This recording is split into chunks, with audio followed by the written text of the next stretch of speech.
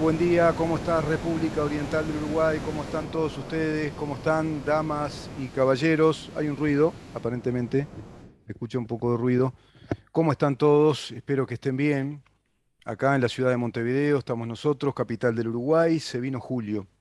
Tanto queríamos que no se viniera que en el flyer de ayer, Damián, aparecía 31 de junio. Increíble, se ve que el subconsciente nos jugó esa mala pasada. Comenzó julio, bueno, está lleno de memes, de bromas respecto al mes de julio. Todos sabemos que cuando viene el mes de julio, bueno, por ahí está don Julio Iglesias, ¿no? Por todos lados aparecen esos memes. Buenas tardes, buenas noches, buenas madrugadas para todos aquellos que nos escuchen por primera vez, precisamente navegando, como lo hacemos todos los días, navegando por Internet, esta fantástica tecnología que nos permite eso, ¿no? Grabar una producción ahora en vivo.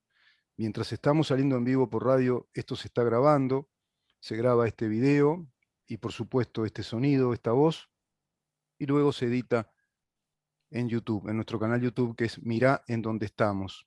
Y también en Facebook, ahora mismo salimos en vivo, en dónde estamos, y evidentemente a través de Facebook, en dónde estamos, y a través de la radio, de Radio Nacional, radionacional.com.uy, salimos al mundo. Por lo tanto, también ahora mismo nos pueden estar escuchando en la tarde, de pronto algunos en la noche, y acá en nuestro país y en la región, en la mañana, en esta mañana fría de julio.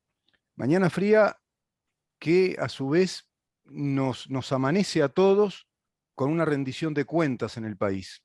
Una nueva rendición de cuentas de este gobierno que va transcurriendo su tercer año, y en este tercer año aparecen novedades, novedades que nos van indicando una transformación del Estado. En este programa en el cual nos dedicamos a hacer análisis lo más profundo que podamos respecto a temas institucionales, es decir, a la configuración del Estado Nacional, a la configuración de la Administración Nacional, de nuestras instituciones, y siempre vigilando de que todo eso responda a los preceptos constitucionales. Pues bien, desde el punto de vista administrativo, desde el punto de vista fiscal y en una perspectiva de Estado más productivo, este gobierno está haciendo bien los deberes.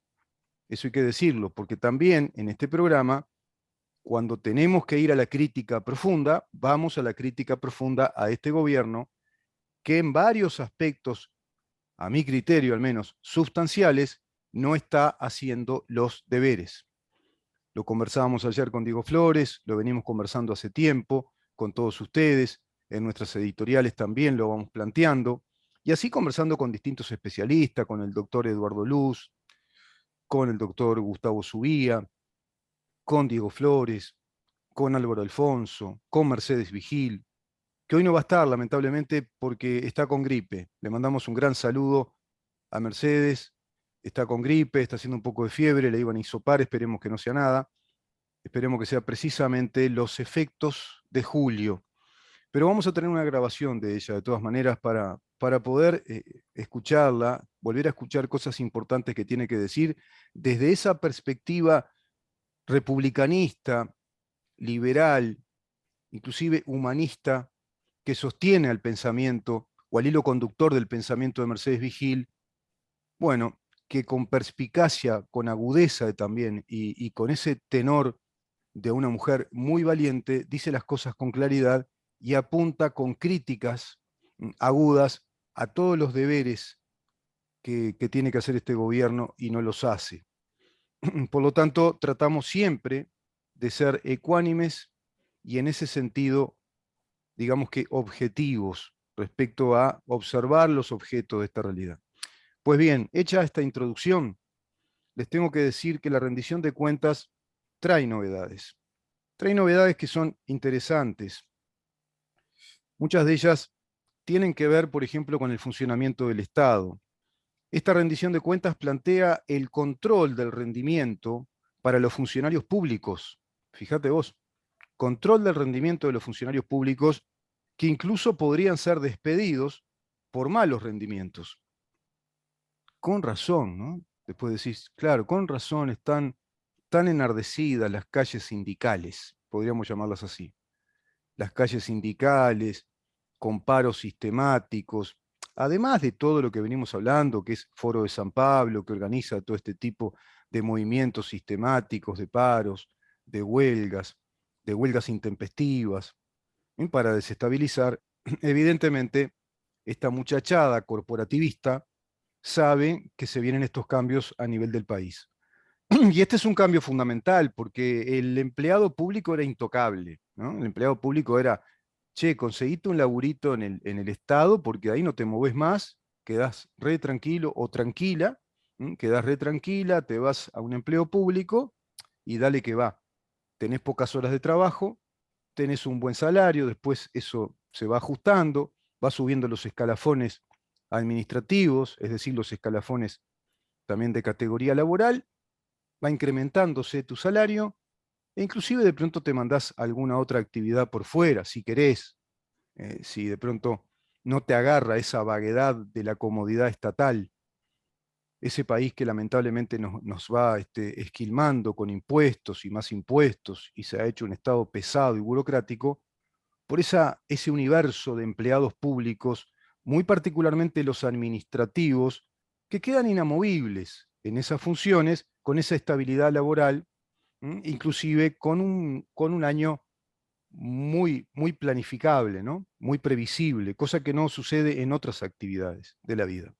Las actividades del emprendimiento propio, del emprendimiento personal, en las actividades privadas también, de los trabajos privados, se van acomodando según los rendimientos de las empresas, de los negocios, y no se hace tan previsible en el año tus vacaciones, no se hacen tan previsibles esas vacaciones en qué momento, no se hace previsible ese cobro salarial del mes a mes seguro en algunos aspectos, en algunas actividades que no son tan solventes, en las pequeñas actividades comerciales y especialmente de los emprendimientos personales cuando vivís a destajo, cuando vivís de acuerdo al rendimiento de tu propia actividad. Ese Uruguay es muy distinto al Uruguay del empleo público. Por eso me resulta interesante esta rendición de cuentas en este sentido. Plantea un control del rendimiento, es decir, bueno, un visado de ese rendimiento, como se hace en cualquier empresa competitiva que se precie de tal, empresa privada, acá y en el mundo, bueno, tiene esa razonabilidad, ese criterio de funcionamiento. Los empleados tienen que rendir, tienen que cumplir sus funciones de la mejor manera e inclusive tienen premiaciones por cumplir de la mejor manera o inclusive realizar un esfuerzo determinado para mejorar condiciones de esa empresa. 50% por lo menos de jerarcas de los organismos públicos deberán dar concurso.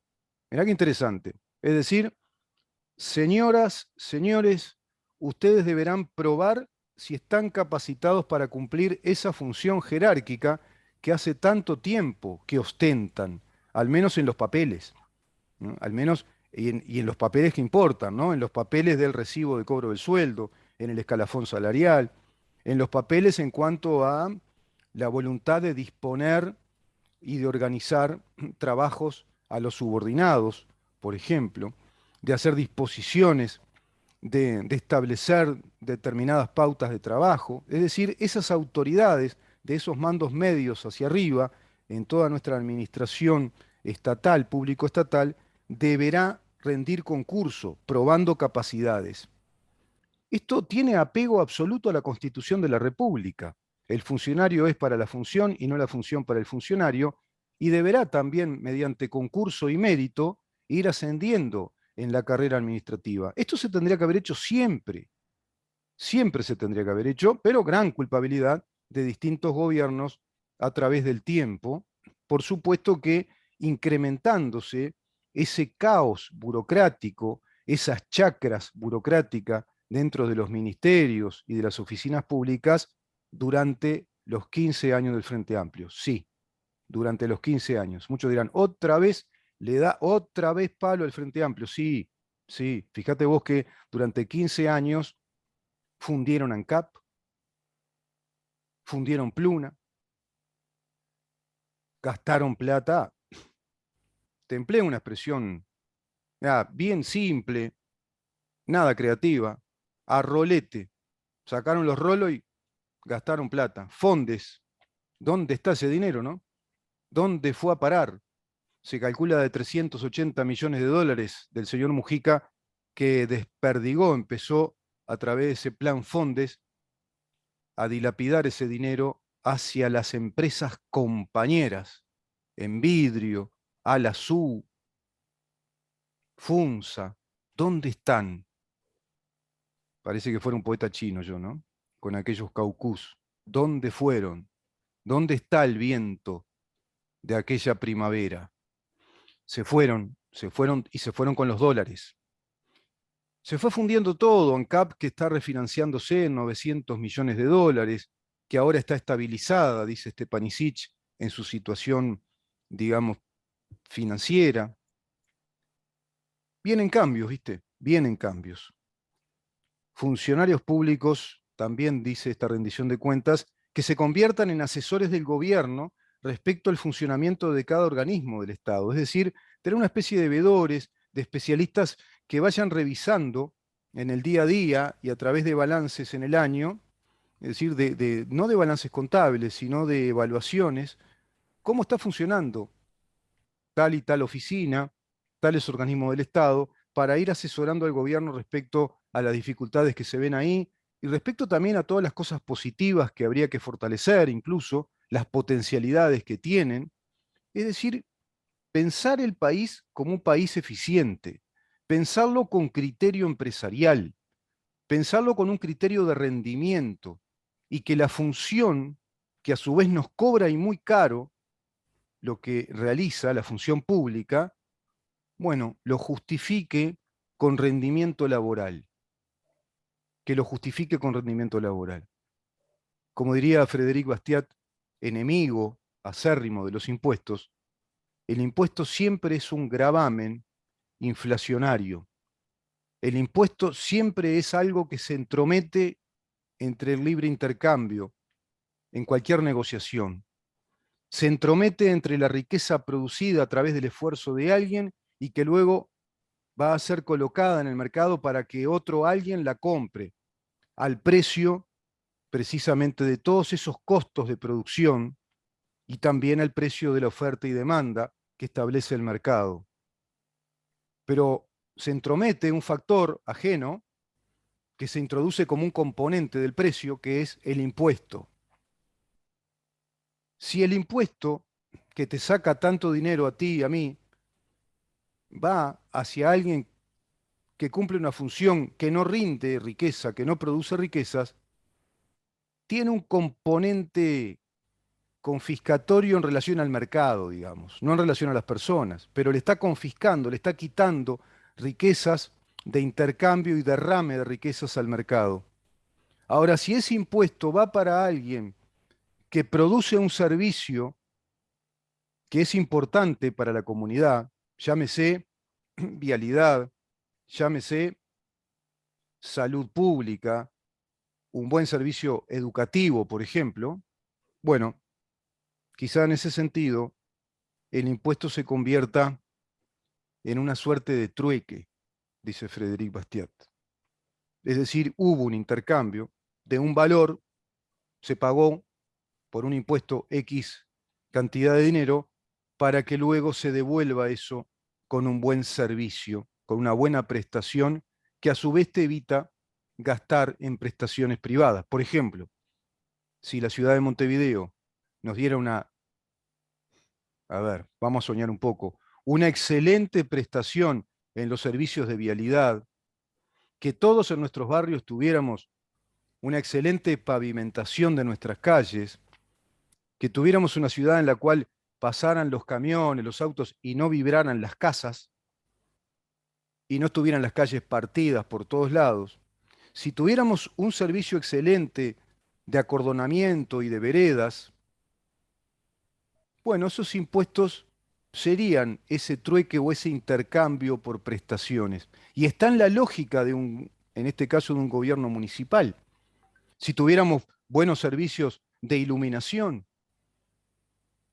si tuviéramos un buen servicio de vaciamiento de contenedores, ¿no? Tanto que le preocupa el vaciamiento a la intendenta Cose, qué bueno sería un buen servicio de un vaciamiento regular, cotidiano, diario, de contenedores, y que estuvieran esos contenedores en buen estado y que no viéramos una ciudad con mugre por todas las veredas y las calles de Montevideo, repleta de mugre. Entonces ahí se daría ese intercambio, esa especie de trueque. Estas cosas va planteando la rendición de cuentas a nivel nacional, ¿no? A nivel nacional. Yo acá te vine a un ejemplo municipal, pero para ser ilustrativo respecto a esto. ¿Por qué te digo también esto y a modo ilustrativo? Porque ya la LUC plantea la disciplina fiscal, plantea precisamente una regla de disciplina fiscal de no gastar más de lo que hay que gastar, de una determinación de los destinos de esos gastos, de la responsabilidad por el gasto, digamos, que se realiza en cada una de las oficinas de la administración pública, la disciplina fiscal. Y viene otro gran capítulo que fue motivo también de la entrecomillada preocupación de Carolina Cose, que salió a decir un montón de diletancias o disparates en radio, cuando habló por un lado de su preocupación por el vaciamiento de Antel y por otro lado respecto a una rendición de cuentas que plantea la derogación de una ley de medios que había creado el gobierno de Mujica, se había legislado en el gobierno de José Mujica, una ley de medios que establecía un monopolio legal, el monopolio de Antel en el interior, porque una disposición de esa ley prohibía que empresas que tuvieran canales cable, que tenían canales cable, canales de televisión por cable, no pudieran acceder a los servicios digitales de datos móviles y de Internet de empresas que no fueran Antel. Le daba un monopolio legal a Antel. A través de los años fueron reclamando, tomó esos reclamos porque hicieron una acción de inconstitucionalidad ante la Suprema Corte de Justicia. La Suprema Corte de Justicia toma esos casos, lleva tiempo, los va estudiando y termina por resolver en su fallo, en el fallo de la Suprema Corte de Justicia, termina por resolver la declaración de la inconstitucionalidad de esta disposición de esa ley. Por lo tanto, lo que hace ahí la Suprema Corte es decir, bueno, esta ley contraviene la Constitución de la República. Esta ley está en contra de lo que la Constitución de la República admite o prescribe. Entonces, ¿qué hace el gobierno?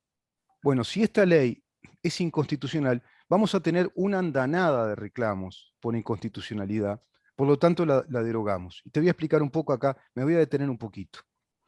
En nuestro país existe un mecanismo que es la inconstitucionalidad de la ley. ¿Qué quiere decir esto? Quiere decir que la Suprema Corte de Justicia, que es el único órgano capacitado para declarar la inconstitucionalidad de una ley, ¿por qué? Porque es, digamos que, la jerarquía del Poder Judicial. La Suprema Corte de Justicia es lo que diría un teórico alemán del derecho administrativo, la cabeza del órgano. Es el jerarca, es la jerarquía del Poder Judicial. Lo que diga la Suprema Corte de Justicia en verdad es lo que está diciendo el Poder Judicial de nuestro país. Lo que dice la Suprema Corte de Justicia es lo que dice el Poder Judicial de nuestro país. Y el Poder Judicial es el poder que tiene la potestad exclusiva, exclusiva de interpretar técnicamente y oficialmente a nivel del Estado nuestras leyes. Es el poder que tiene la capacidad de interpretar las leyes técnicamente y así entonces dictar sentencia, establecer una composición de una situación determinada. Cuando hay conflictos de intereses, cuando se ponen en conflicto intereses que están vinculados a nuestra legislación, a nuestras leyes, a nuestros decretos, a nuestra Constitución, es el Poder Judicial el que va a dirimir ese conflicto y tiene la autoridad técnica, tiene la independencia para poder decir cómo se debe aplicar esa ley en ese caso concreto. en lo civil, en lo laboral, en lo comercial, en lo penal. En lo administrativo está el Tribunal de lo Contencioso Administrativo, que tiene función jurisprudencial. Pero en este caso, cuando hay alguna norma que a los uruguayos nos perjudica, podemos revisarla y ver si esa norma se ajusta a la Constitución o no. Por lo general, cuando una norma es muy perjudicial, rechina en el sistema de vida que tenemos, por lo general se da, esto es una cuestión de hecho, ¿no? Pero por lo general se da que tiene algún componente de inconstitucionalidad, porque nuestra Constitución es muy sabia y define a nuestro país como un Estado que nos protege en nuestros derechos y en nuestras libertades, y que nos protege en un régimen de equilibrios, de libertades, de derechos, de responsabilidades. Por lo tanto, algo que nos puede sobrellevar o nos apabulla, como en este caso esta ley, bueno, se puede revisar y se descubre que es inconstitucional, porque nuestra Constitución no admite los monopolios legales. La Suprema Corte de Justicia entonces declara la inconstitucionalidad, pero hay una particularidad en la declaratoria de inconstitucionalidad en nuestro país. El legislador, el constituyente, perdón, trató de proteger la separación de poderes. Fue muy celoso de la separación de poderes que configura un Estado republicano, un Estado de derecho republicano. Poder ejecutivo, poder legislativo, poder judicial. Son tres resortes que deben funcionar por separado con alguna interrelación de control. Se deben controlar. Hay una suerte de check and balance, ¿no? Como dicen los ingleses, se van controlando en sus potestades y poderes, pero no pueden interferir. No pueden lesionar, un poder no puede lesionar la autonomía del otro poder. Son independientes en ese sentido, funcionan separados. Ese es el funcionamiento de la República. Ese es el modelo de gobierno que tenemos, el sistema en sí de gobierno. El modelo lo da de pronto un partido que sube al Poder Ejecutivo, pero el sistema de gobierno es ese. La Constitución, cuidando ese sistema republicano, dijo no, la declaración de inconstitucionalidad que dé el Poder Judicial no puede tener efectos legislativos, derogatorios generales. Se va a aplicar a los casos particulares que reclamaron la inconstitucionalidad. Por lo tanto, esa ley que es inconstitucional sigue vigente,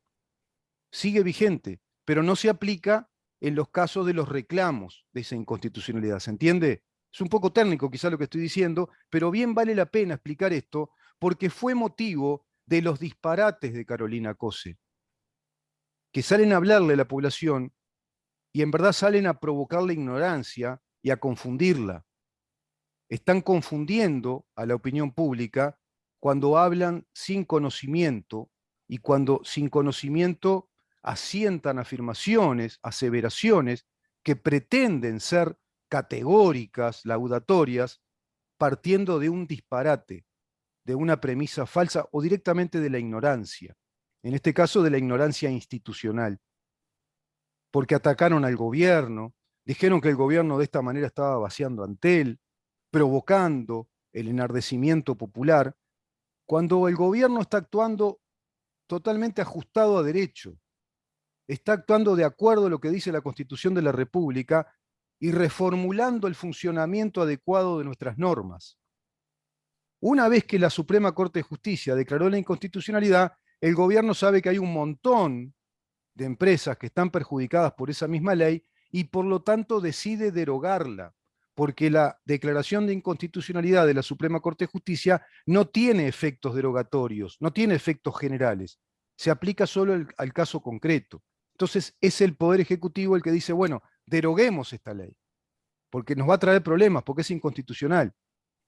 Inclusive hoy escuchaba al doctor Eduardo Luz, que con gran claridad precisamente explicaba esto y explicaba que hay ahora un equipo de técnicos de la Facultad de Derecho, de algún modo liderados por él, que están haciendo un estudio muy sistemático, muy ordenado, de todas las leyes que son inconstitucionales y que aún están vigentes en el país para que puedan ser derogadas.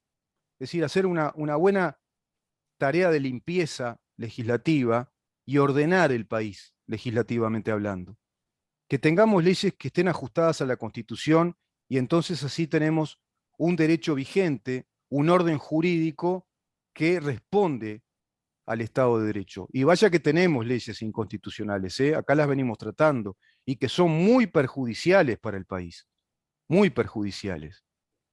Ahora, cuando vemos a aquellos que salen enardecidos, el sindicato de Antel, los funcionarios, partido político como el Frente Amplio, el partido político más grande del país como partido, que sale a decir estas cosas, como Carolina Cose, en verdad lo que te están diciendo, elevando un poquito la mira del análisis en relación a todo esto, en verdad lo que te están diciendo es, será inconstitucional la ley, pero déjala así, aplíquenla porque beneficia a Antel. Es decir, preferimos que una ley sea inconstitucional para beneficiar a un interés corporativo, a un sindicato, a un conjunto de empleados que dicen o pretenden o suponen que se van a ver beneficiados por ese monopolio legal. Eso es lo que nos están diciendo. Dejar la ley es inconstitucional, pero beneficia al sindicato, beneficia a esos trabajadores, beneficia a esa empresa. Es una manera de pensar contraria al Estado de Derecho. Es una manera de pensar contraria a la República. Es antagónica respecto a lo republicano. Es corporativista. Y en verdad, lo que te están diciendo con esa conducta es saquemos el Estado de Derecho y hagamos un Estado de hecho. Y un Estado de hecho, a medida que va creciendo, se va convirtiendo inexorablemente en un Estado despótico, en un Estado totalitario.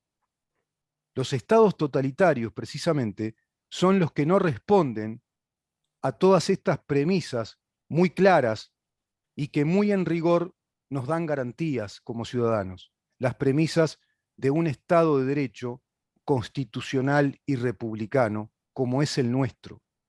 Ese Estado del cual se mofó, se rió en sus actos de gobierno y en sus decires el propio José Mujica, cuando manifestaba abiertamente: lo político está por encima de lo jurídico.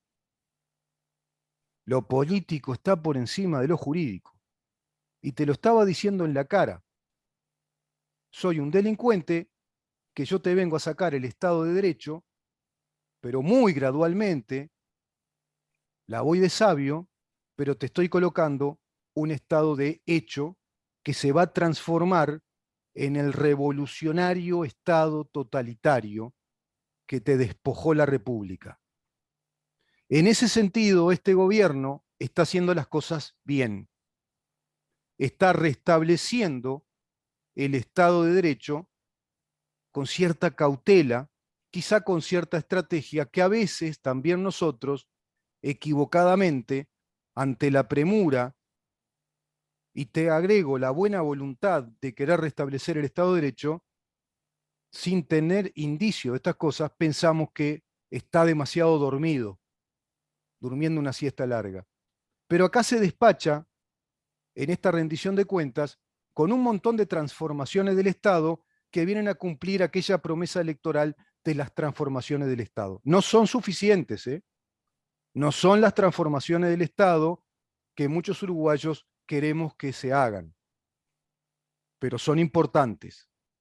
Son una apertura hacia un Estado más republicano, más Estado de Derecho y menos Estado de hecho, más Estado que nos garantice el principio de igualdad ante la ley y no estados corporativos, el Estado corporativista que privilegia. Falta mucho, ¿eh? Esto no es una rendición de cuentas que esté 100% completa en cuanto a la transformación necesaria del Estado. Hay muchísimas cosas que arreglar. Quizá con inteligencia el doctor Luz está viendo en ese paquete de leyes inconstitucionales que hay que limpiar una vía adecuada para reformular, para restablecer el Estado constitucional republicano de derecho. Vamos a una pausa y vemos si recibimos al diputado, el doctor Conrado Rodríguez. para seguir hablando precisamente de este tema, porque vendrá con novedades respecto a esta rendición de cuentas.